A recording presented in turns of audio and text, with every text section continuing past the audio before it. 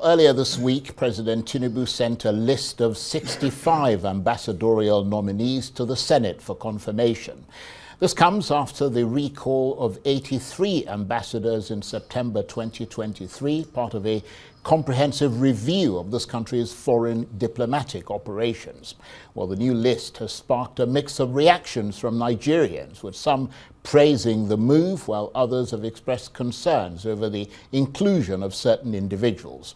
So how much does the controversy surrounding the list highlight the ongoing debate about Nigeria's diplomatic service and the importance of appointing qualified and experienced individuals to represent this country abroad?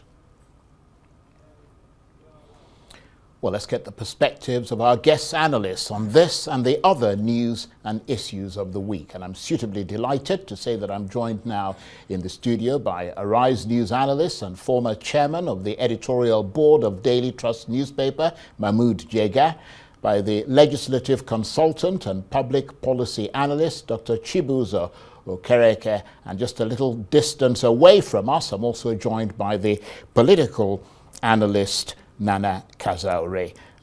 Lady and gentlemen, thank you very much indeed for joining us. Let me start with you, Mahmood Jega. What's your reaction to the President's ambassadorial list? Well, obviously the country had no ambassadors in all our embassies abroad for more than 2 years, and many people were worried. Finally, the president made the nominations in about 3 batches, and it immediately sailed into controversy. Not the career people, because those ones the public hardly knows them. Mostly it is the non-career ones that generated controversy, which is not a very good omen, because these are people who are going to go abroad and protect the country's image. And if they are immediately subject to attack within the country itself, then it makes the assignment even more difficult. But that is okay. The Senate will do the screening. From what we have seen of the Senate so far, they will probably clear all of them. And the next step that the president has to be careful about is the posting. Those that are particularly controversial, you have to be careful where you send them. Otherwise, because those countries that you are sending, they also have the prerogative of rejecting. Or at least the ambassador will not be very effective there if he sails into controversy. I think that's the little that I can say for now. Indeed. And Dr. Chibuzo Okereke, you are a legislative consultant, so you know perhaps a bit more about the workings in the Senate and the House than we do, but also you're a man with an ear to the ground, so you hear what's going on behind the scenes. There's a lot of talk that the Senate are gearing up to really put the screws on these people on that ambassadorial list. I wonder what you're hearing, what your expectations are, and what you think, the way you think it's going to go, listening to Mahmood Jega saying he's pretty sure they're going to clear all of them. Well, yeah, first of all, I think that for any appointment that stays over 2 years in a new administration, simply points to how relevant or otherwise such appointments are.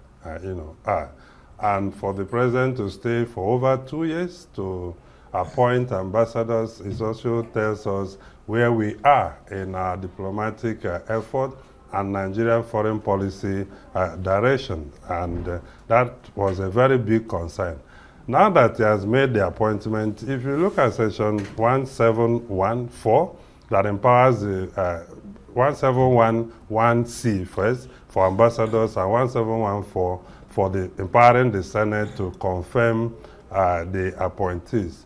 If you also look at 1715, asking the president to observe federal character in the appointment. So constitutionally speaking, these are the requirements, more like what's supposed to be the qualification, and that should worry each person. But in terms of the standing orders of the Senate, Order 117A and B had prescribed that if the president makes nomination where the portfolio is stated, it may be referred to a standing committee. So the Senate had, in terms of observance of procedure, referred that to the Committee on Foreign Affairs. Unfortunately, during the screening of the Minister of Defense, the Foreign Affairs Committee were also screening the ambassadorial nominees. And that already tells you that we're going to have divided attention, and the screening being largely closed, in closed session, being with the committee.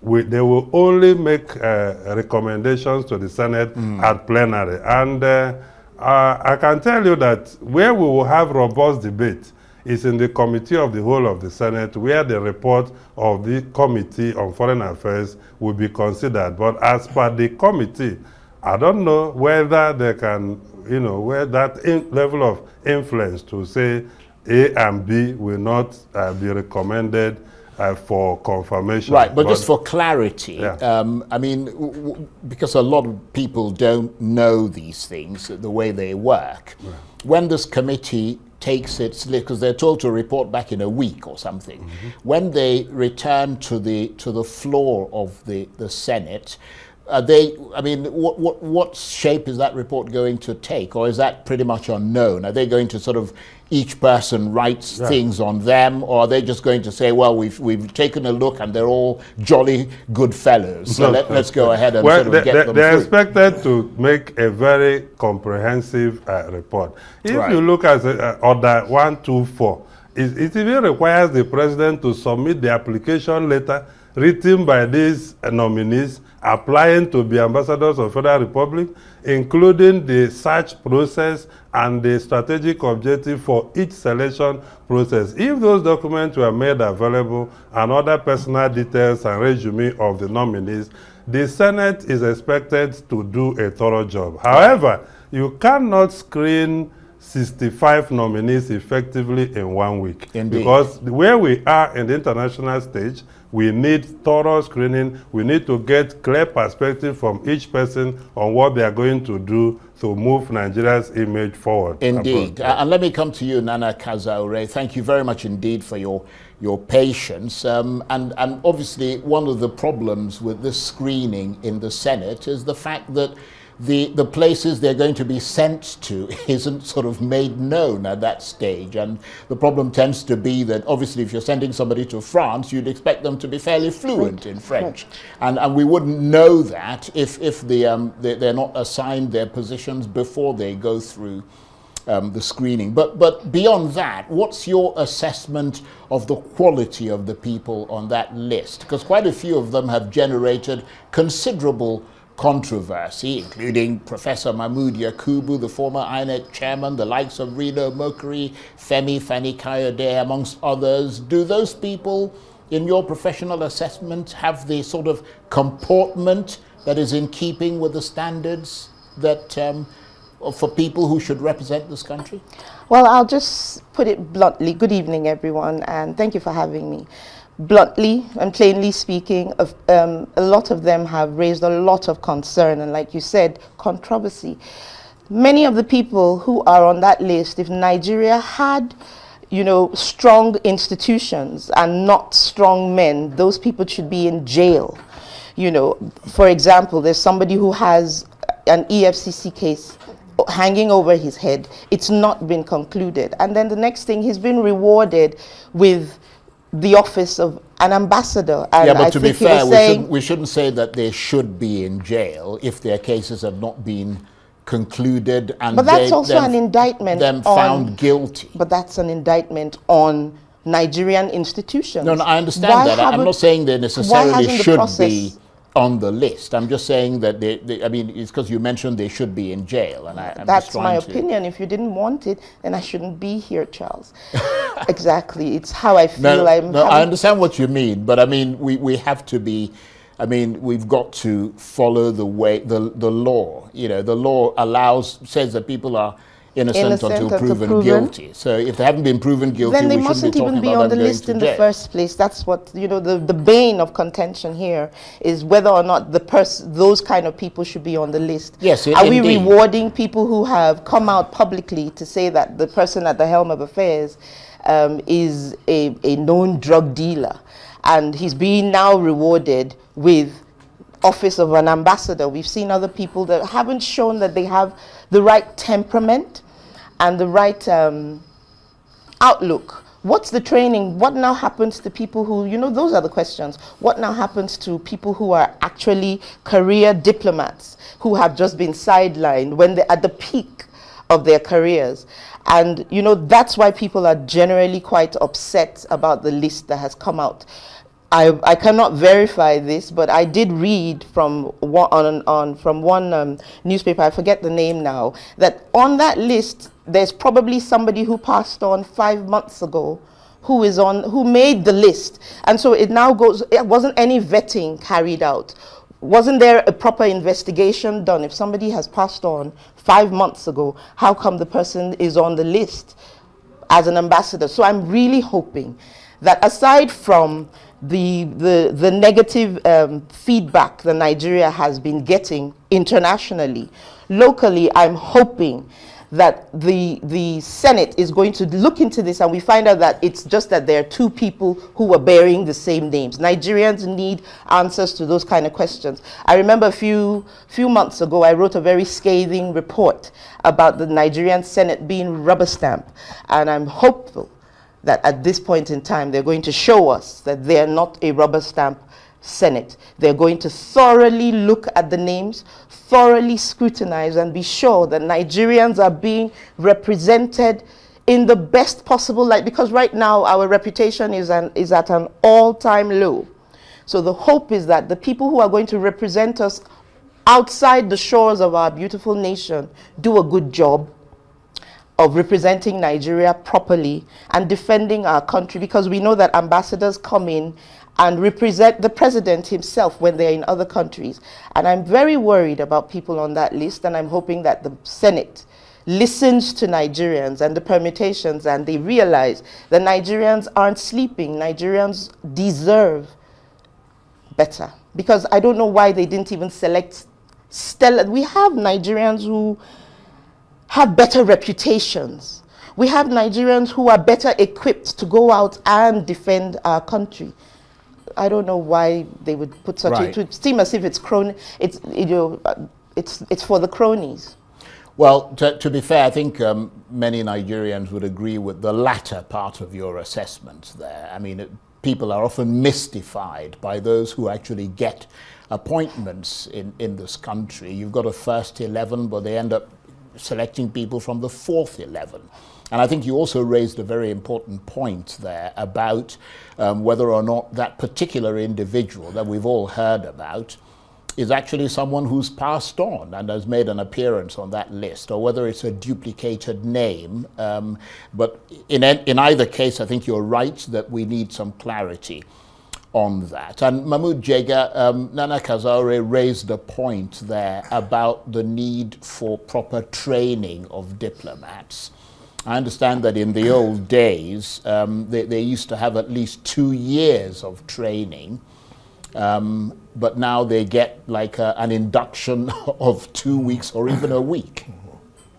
Well, it's true. I think the last time the Buhari administration appointed ambassadors, I knew 1 or 2 of the nominees. They went through some induction course at the foreign ministry. I can't remember how long, but I don't think it was more than 2 or 3 weeks, although it was quite intensive. They brought all kinds of heavyweight former diplomats and academics and others to train them. But the ways of diplomacy, I don't know whether you can acquire the right diplomatic attitudes within 2 weeks, no Yeah, matter but how. at the same time, I wonder what I don't mean to interrupt you, but I mean, in today's world, and given the challenges this country is facing, which is probably why Nana was right, that you've got to put round pegs in round holes in order to sort of put people who have considerable experience in that area or in related areas already. Because on the other hand, I mean, you're not going to have people sitting around for 2 years getting trained before they take No, up their definitely. position. And also the system of appointing non-career diplomats into sensitive posts is not just Nigerian. I mean, we have seen in the US, most of the time, the people they send as ambassador to the UN are heavyweight political figures. From the Kennedy days, even the Carter days and the Clinton days, usually is big. And also some critical embassies, like, for example, former Vice President Walter Mondale became the American ambassador to Japan. Yeah, Walter Mondale. Walter Mondale, Yeah. exactly. He was a former presidential candidate. Yeah, and vice president. Yeah, he was under vice Jimmy president. Carter. Yeah. So it's not necessary always that it is only career diplomats, but I think it is better if the majority of the ambassadors are career people who will run things according to the. But then some few areas where you think a heavyweight political figure could have more impact, you can choose that. Then he should be supported by experienced career people in the embassy. That's how it works. But the problem now is an ambassadorial nominee shouldn't be steeped in controversy right at home before he even arrives at the embassy where he is going, because I mean, all these countries have embassies in Nigeria, and by now they are already filing reports to their countries and say this man who is coming, as you said, if you are coming to France, He's a shifty character. Yeah. Right. Okay. Well, on that note, I don't know if you want to throw a final word briefly before we move on to the next, but very briefly. Yeah, because actually the diplomacy is a huge international governance business, and sometimes you need politicians with character. You need people with influence. If you look abroad, they even look at individuals who have done studies in that country, lived in that country, have some kind of connection. And that is, we must up our game when it comes to international relations and diplomacy, so we can utilize these positions effectively. Okay. Thank you for that assessment. Now let's move on, because as I mentioned at the outset, this week wasn't all about the ambassadorial list and diplomacy. It was also a week in which, in an attempt to radically reshape this country's approach to insecurity, Christopher Musa, a retired general and former chief of defense staff, was confirmed as Nigeria's new defense minister. It comes as this country continues to grapple with security challenges, including mass abductions and attacks on schools and worship centers. General Musa replaced Mohammed Abubakar, who resigned from the position. And let me come to you, Nana Kazaure. Was he, in your assessment, fit for the role? Without a doubt, yes. For once in a long while, Nigerians got some very well-deserved good news. You know, like for me, the euphoria was just like how we feel when it's time for us to play a match. And Nigerians, it doesn't matter your tribe, your creed, your religion. It's all about the Nigerian people. So for the first time, well, in my assessment, I think they were able to put the right person who has brought new life. You know, there's a kind of ginger that Nigerians have with CJ Musa being announced as the new minister for defense. As somebody whose grandfather, my mother's father, was in the army, my mother's younger brother and my stepfather, all fine officer gentlemen, the Nigerian military, especially the army, holds a very, very, you know, I have a very soft spot for them. So yes, this was very welcome news, and I'm glad that CJ Musa, he has the support of Nigerians, he has the support, you know, unanimous support of Nigerians and even the military. It's very welcome news. It's good that we had some good news. Indeed. And Mahmoud Jega, do you echo that sentiment? I agree with Hajia completely. You see, when General Musa was removed as Chief of Defense Staff, all the commentary in the mainstream and the social media was one of sadness. How could you remove such a very good professional soldier? And whether it's due to public pressure or the president knows things that we don't know, he has been brought back in a more important role now as Minister of Defense. And all the assessments that I have seen are very positive. People think because insecurity now is this country's #1 problem. And the fight against insecurity is being led by the military. Probably it shouldn't have been like that, but it is like that now. It is a military-led effort. To have a man like General Chris Musa, knowledgeable, professional, patriotic, very dynamic officer like that in overall charge is a very welcome development, and it looks like almost everybody is happy. The only thing to add is that for him to succeed, we expect him to do his role very well, including educating the political leaders as to what the military and the other agencies require. But it is not just General Musa or even the military alone that can win this fight against insecurity. All the other agencies are very important. The police, the DSS, the civil defense, the state governments, community leaders, traditional rulers, even clerics, everything. But the leadership is extremely important because you have to have a plan, overall plan, and to allocate responsibilities to all the various stakeholders and to educate them on their responsibilities and to mobilize them to also carry out those responsibilities. And that is why I think the general belief is that General Musa is in the best position probably to drive this and to also drive the process dynamically. We pray for his success for the good of all of us. Indeed, and let me just say that I myself am biased in his direction because, I mean, I sort of became a pseudo-friend of his, if you like. I mean, he sat where you guys are sitting several times, probably the only Chief of Defense Staff that we've had on prime time. He sat there a number of times, and every time we called on him, he obliged us. If he couldn't do it today, he would do it the next day. Very polite, but also very, very intelligent and very sound with his recommendations about what ought to be done. So that's my own personal sort of prejudice in his favor, but don't let that influence your assessment because I'm coming to you, Dr. Chibuzo Okereke.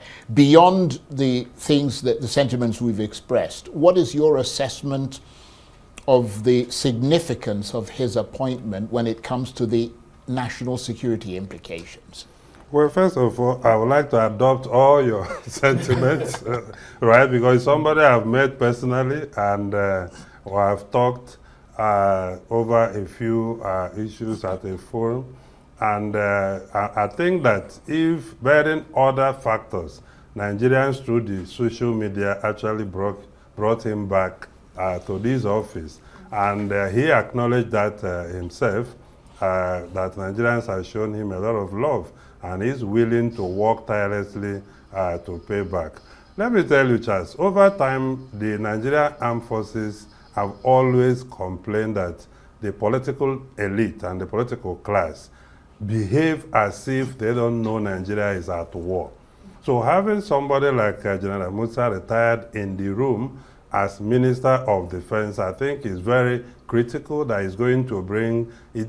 Like today when he spoke to the staff at the Ministry of Defense, he said he's a comrade who has been in the trenches, who understands the security dynamics of the Nigerian state, and he's willing to provide operational support and coordination to build an armed forces that can, respond adequately to these issues. What is very key is that political will and political support. At the Senate screening, he mentioned the cost of running ministry operation. He even gave an example of a mini rocket that cost over 150 million, whether you hit the target or otherwise. And this is a message to the political class that defense is not cheap. but also there must be transparency and accountability in a defense budget. So you cannot budget 5 trillion for defense and they got only 600 billion at the end of the day, which means also the legislature must step up adequate oversight. There is nothing like we cannot be accountable for national security expenses. You can account for it because there are procedures to do so, and there are agencies of government, especially through the National Assembly, that can ensure those responsible account for those things. So already the climate and the environment is responding to his appointment, because like I always say, inspiring hope in people is very critical. He also pushed the idea of the whole society approach, that this is not going to be done by only him alone. It's going to be, a concerted effort of all critical stakeholders. So I also wish him well. I want him to succeed. It won't be easy, especially what he's doing now is policy oversight, operational support, unlike when he was Chief of Defense Staff. And remember, Armed Forces out of Nigeria is different from other ministerial positions. Briefly, because we're going to take a break. The service chiefs are answered directly to the president. So you simply provide operational and oversight support to them. Yeah, very good points all around. And let me just say very briefly before we take a break that the point you made, Dr. Chibuzo Okereke, about how expensive it is essentially to go into war, because I mean every time you shoot a rocket it costs a lot of money. It kind of reminds me of people who say they come to us sometimes and say, oh, we want to start an international television channel, we want to do the things that this person is doing or that person is doing, but they forget that once you tell them not just about the fixed costs, the camera in the studio, the rent you have to, renting a studio, but the fact that when news breaks, you've suddenly got satellite costs and all kinds of things, they pull back in shock. So it's the kind of thing that you're talking about. But good contributions. We'll be back in a bit. You're watching Arise Prime Time. Plenty more still ahead. We're continuing our analysis of the week that was. Stay with us.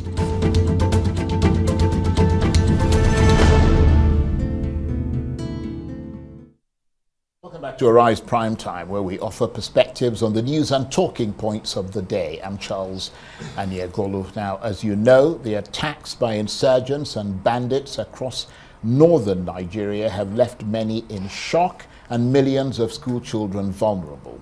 You may recall that there was a program called the Safe Schools Initiative that was launched in 2014 and relaunched in 2022 to protect students and schools from attack. Well, the Senate has constituted a panel to investigate its collapse and has summoned key officials, including the Ministers of Finance, Education and Defense, to shed light on the initiative's funding, implementation and security deployment. The move comes as attacks on schools and abductions continue to plague Nigeria, leaving millions of children vulnerable. The inquiry aims to uncover the truth behind the initiative's shortcomings and identify those responsible for the devastating failures that have left Nigerian school children at risk. And our panel is still with me in the studio. Mahmoud Jega is an Arise News analyst, and he is, of course, the former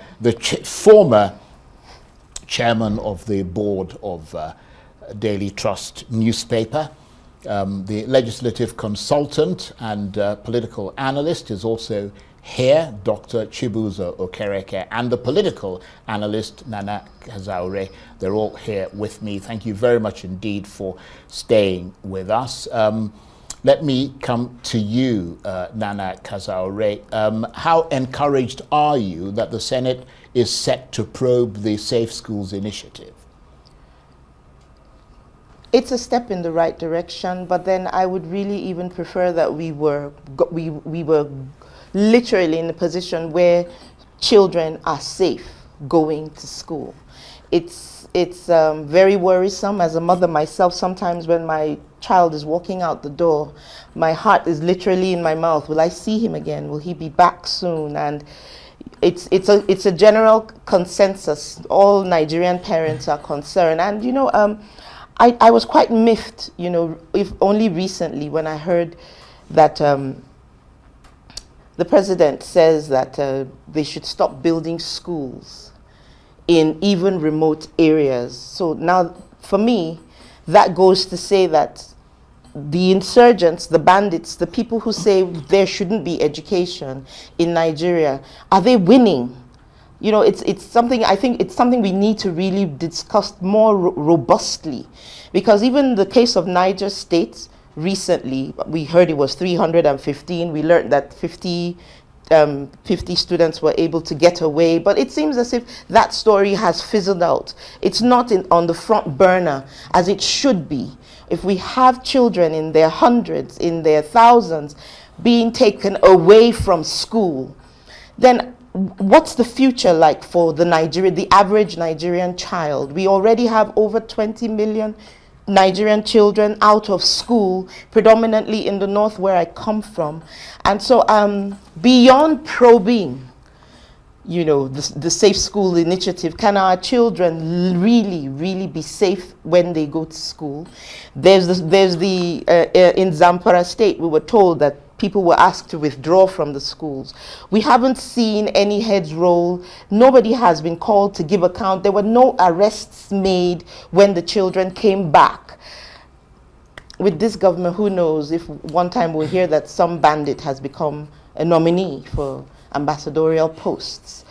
It's quite worrisome, and beyond probing, I want for Nigerian children to go to, I'm a product of good education. I believe all of us seated in this studio are products of good education, and every Nigerian child deserves the basic primary education up to secondary school. I think you make that certainly the bit about a good education, that's a quintessential part of what every child should be entitled to. Absolutely. In this country. Mahmoud Jega, the Senate is concerned that particularly monies that were appropriated, budgeted for this Safe Schools initiative, nobody quite knows what happened to it. The Buhari government provided 16 billion naira in support to the plan. It kind of vanished, and after that initial provision of 16 billion, nothing else was provided out of the 144 billion naira that was budgeted over a 3-year period. And there was no budgeted provision for 2024 and 2025. What is your reaction to all that? Not really surprising. We can count in this country nearly 100 similar initiatives that started and money was pumped. I mean, close to that, there was a school feeding program. We were told that students are going to be fed so that there will be retention and they will not be dropping out. After a short period of time, we stopped hearing about it. So it's good. Let the Senate probe, even though from the beginning there was no real commitment, because if you thought a project will cost 140 billion and you provide 16 billion and didn't provide any more money after that, then you yourself, you are not very serious.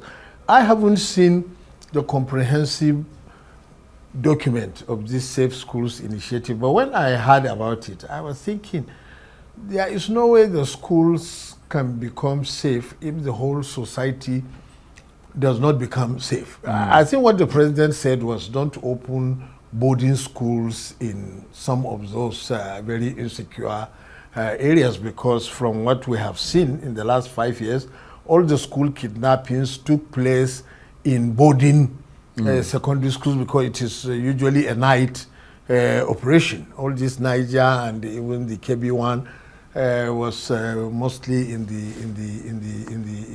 the night. So I don't know, because we have got hundreds of thousands of schools all over the country in every community. And really, as long as there are bandits and kidnappers and insurgents and secessionists and others roaming around, it will be very, very difficult to safeguard school children without safeguarding the entire community. That was just what I was thinking. But of course, we should try. I'm sure there are security people with bright ideas. and they should government should tap into it and bring the necessary resources, and let's see what we can do. Even if you don't eliminate the problem 100%, reduce it drastically. Well, I mean, the thing about the Safe Schools initiative that made it much better than, first of all, not doing anything, and secondly, made it, provisionally a good plan, is the fact that not only did they have rapid deployment units that were going to be specially trained to go into wherever it is. They would have their own sort of, I don't know, helicopters or planes or whatever, and could rapidly get into a place at short notice. But also all the schools were going to be reinforced with proper fencing, all kinds of things that would give them a measure of security. So the idea was that it wasn't going to be the be-all and end-all, but it would certainly be a way to reduce the freedom with which these criminals just go in and take people whenever they feel like it, and that would give the authorities the chance to be able to respond.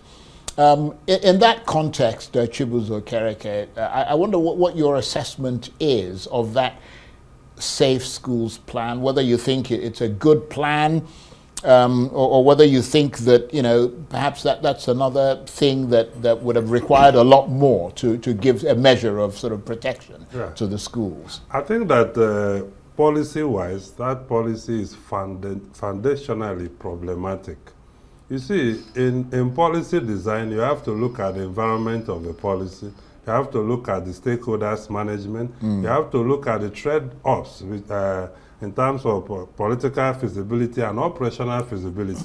You are doing a safe school initiative nationwide, and federal government doesn't have school anywhere apart from unity schools.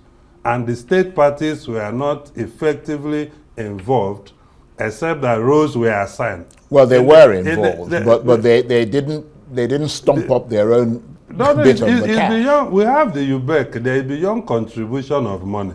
If I were part of the process, I would tell them, based on Nigerian experience, you have to make a statutory funding provision. Because the UBEC that have statutory funding, even state government are not able to access their counterpart funding from UBEC for different challenges. Right. I have read the Safe School Initiative document, nearly a 3-page document, very comprehensive. But the point is, at the time of making this policy, there are certain level of stakeholders. If you watch, the launch was largely Ministry of Finance and other people and security people. In procurement process in Nigeria, they will budget for block of classrooms construction without a fence.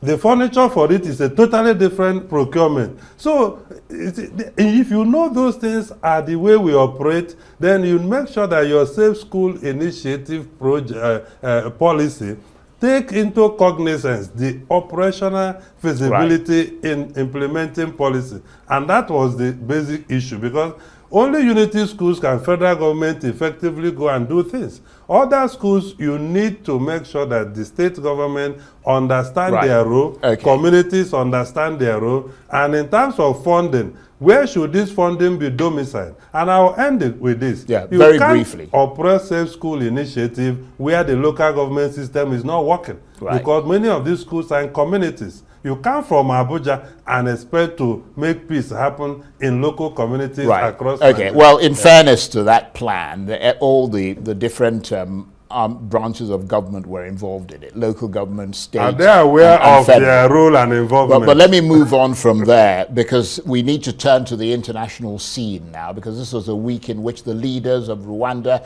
and the DRC signed a peace deal aimed at ending a long-running conflict in eastern Congo.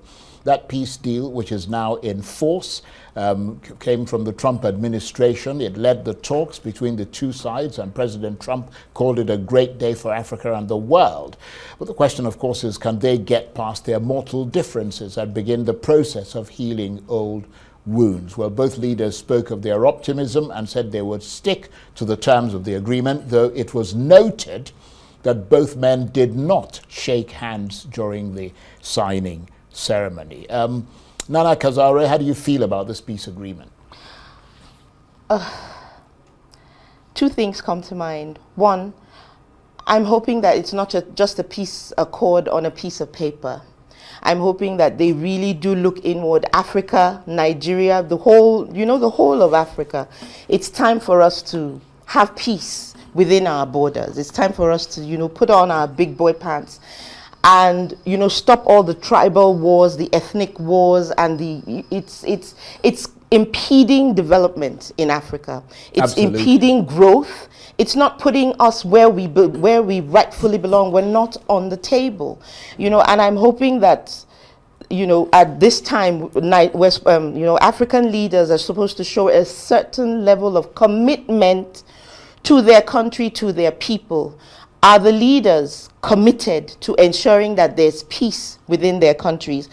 And one thing, the Nigerian in me wishes that it was Nigeria that was at the fore. I wish it was an African country that was at the fore on the table, right? Mediating and saying to these countries, this is how we can do it better. There was a time Nigeria was the big brother. Liberia, Sierra Leone, Mozambique, Angola, and the list goes on and on. It's quite sad that at this point in time, after over 6 decades of independence and Nigeria's big brother role, it's quite frustrating for me that we're not on that table. I think we agree with and you. And I really, can I just land on this? I've got to race ahead. I understand. I've literally got 2 minutes to end But the I'm show. also hoping that, these countries are going to look at the business opportunities if there's peace in their land, so that they can actually be economically viable. Okay. I wish we had more time to have that conversation. I apologize for that. No Let me problem. come to you, Mahmoud Jega. A peace agreement that is signed, it's being celebrated, but are you one of those who's worrying that it won't change the reality on the ground? I must worry. This war in Eastern Congo has been going on for a long time, and I hope the governments of Rwanda and Uganda, who have been accused of being the powers behind the rebels in Eastern Congo, don't forget, the Hutu militiamen who carried out the genocide in Rwanda in 1994, when Kagame and the Tutsis came to power, they fled to Eastern Congo and united with the existing local rebels there. And since then, the governments of Rwanda and Uganda have been accused of arming and supporting them, which has made Eastern Congo one of the worst places in the world in terms of insecurity. So I hope if they are sincere and they cut off the support and the funding, then possibly we may begin to have some peace in Eastern Congo. Okay, thank you very much indeed for being very pithy and precise in your comments. And finally to you, Dr. Chibuzo Okereke, this is of course a region that has, I think Nana Kazaure hinted at, that has huge amounts of valuable mineral resources. How do you think it's affected the war, and how much is it reflected in this peace deal in terms of what how they're going to sort of develop their economies from it? Very briefly. Yeah, I think that the arms smuggling and trade and the solid mineral, large and rich solid mineral deposits in that country is at the heart of this. And whenever rebel groups thrive, they know that state actors are the ones fueling it. And that is why I align with Chief Mahmoud that their supply chain should be cut short. It's a 5-point agreement starting with a ceasefire, disarmament, economic prosperity, bringing back refugees to their homes, and also adjudication and making sure that those who committed atrocities are punished. But right now it's still on paper. And they have the responsibility to bring peace to their country so that Africa can progress and move forward. Yeah. I want to thank all of you very much indeed. Dr. Chibuzo Okereke, who is a legislative consultant and public policy analyst, Nana Kazaure, who is a political analyst and of course a Arise News analyst and former chairman of the editorial board of Daily Trust newspaper, Mahmoud Jega. Thank you very much indeed. That's it for this edition of Arise Prime Time. Join us again next week. From me and the entire team here in Abuja, bye-bye and thank you for watching.